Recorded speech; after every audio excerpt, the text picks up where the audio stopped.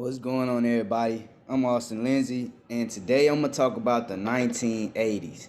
Today I'm gonna talk about the 1980s. So let's go and hop into it. Um, so today what I want to highlight is mostly MTV. I want to highlight MTV and how they actually expanded the music industry in the 80s. So let's hop into it. How exactly did MTV start? It started with American Express just actually wanting to get into selling their credit cards, and they just wanted a channel where they could do that to reach more customers because they understood that television was the way to go. And they actually made a merge with Warner Cable Company, and they started channels like Nickelodeon and Movie Channel, and lastly the famous MTV Music Television. Where did it all start?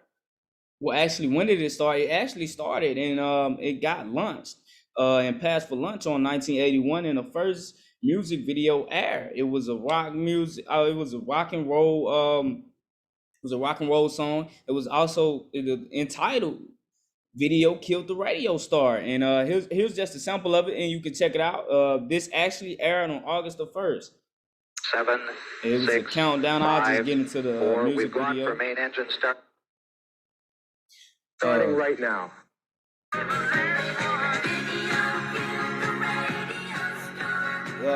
That's it. Basically, Video Killed the Radio Star was just, going at radio because that was the opponent at the time. And this was by the Buggles. It was a similarly rock and roll type pop, mainstream, and it was a shot at them, shot at radio. Continuing on, the original direction of it. The original direction, like I said, was about rock and roll when the music television aired, MTV.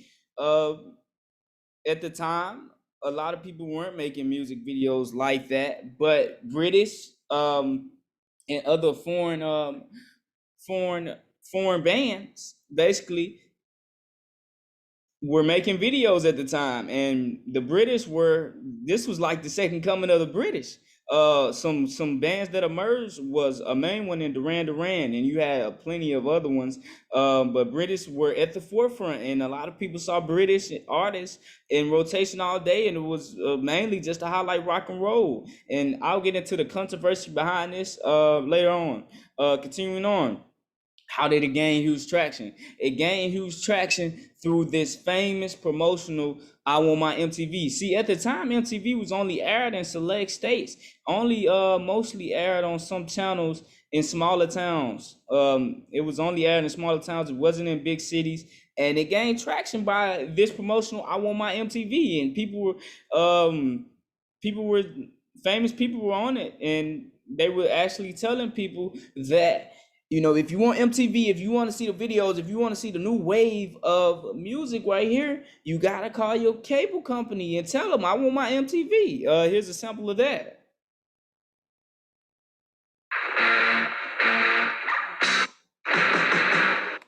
Call your cable company and say, "I want my MTV."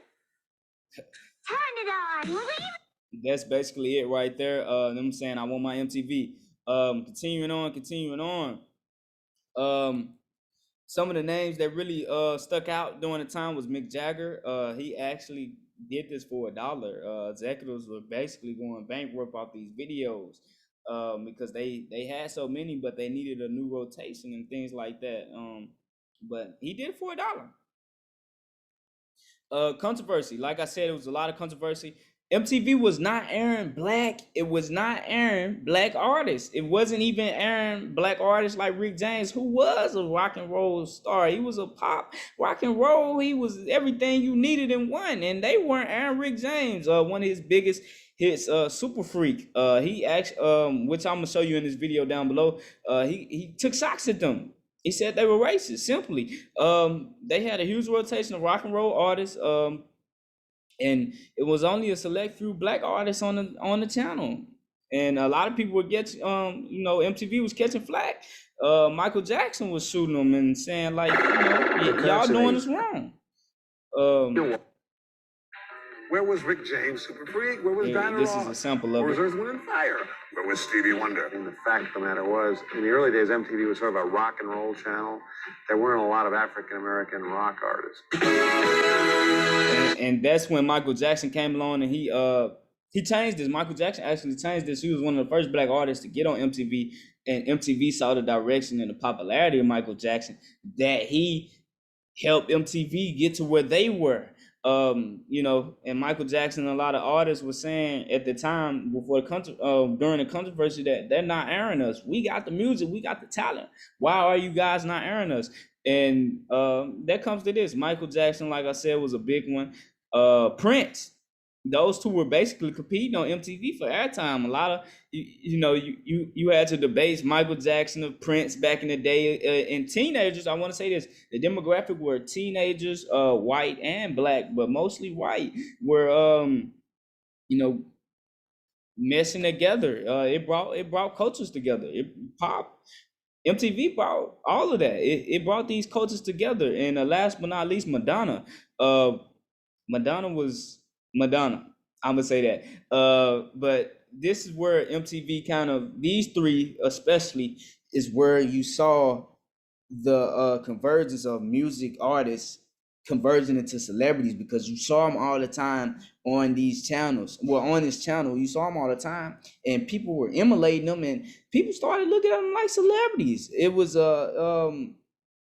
this is where you saw the conversion of the 80s and the music artists conversion to these celebrities and things, because you saw them on these channels.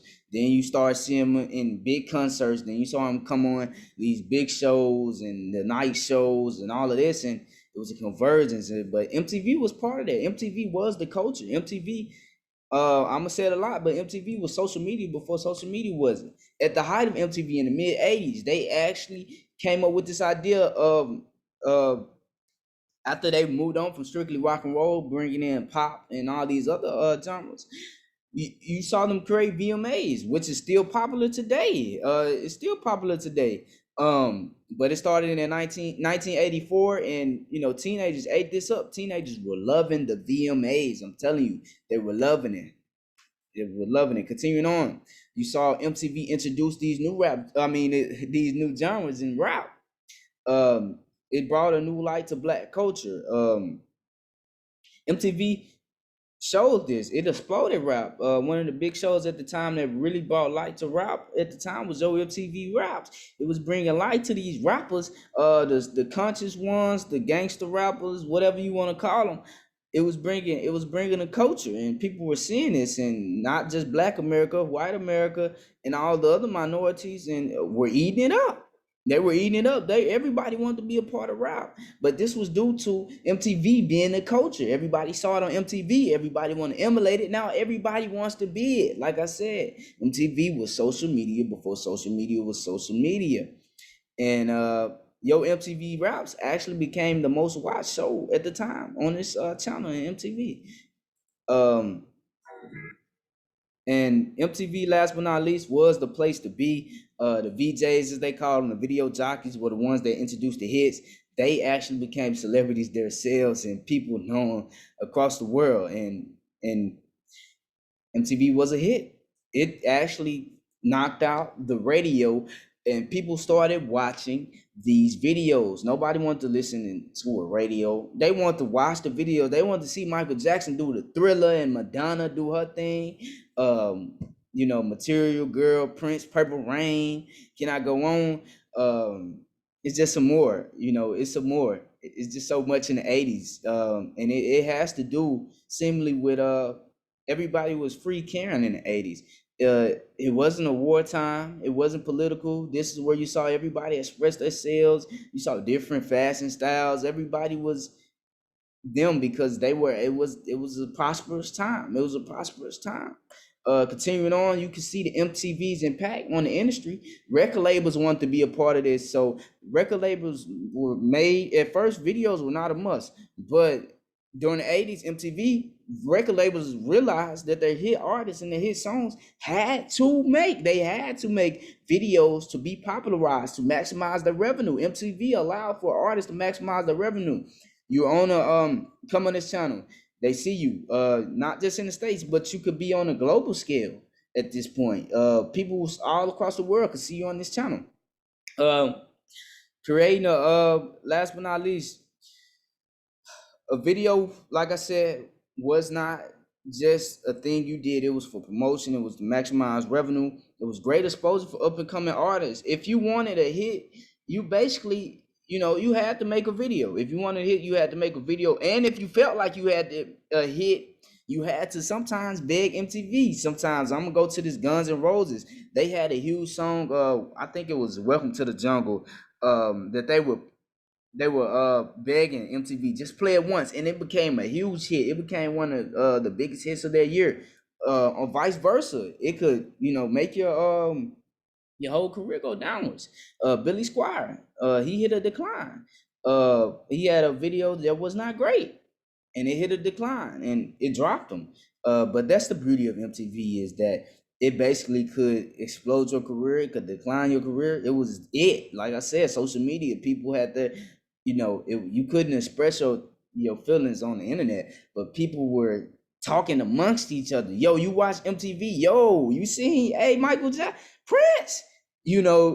Guns N' Roses. I'm telling you, the '80s was it. It was a time. It was special. It allowed for a closer connection. Fans felt closer when they saw these videos and all these artists doing their thing and expressing themselves. It really gave an opportunity for artists to express themselves in a way that they couldn't in the time before. But thanks for watching.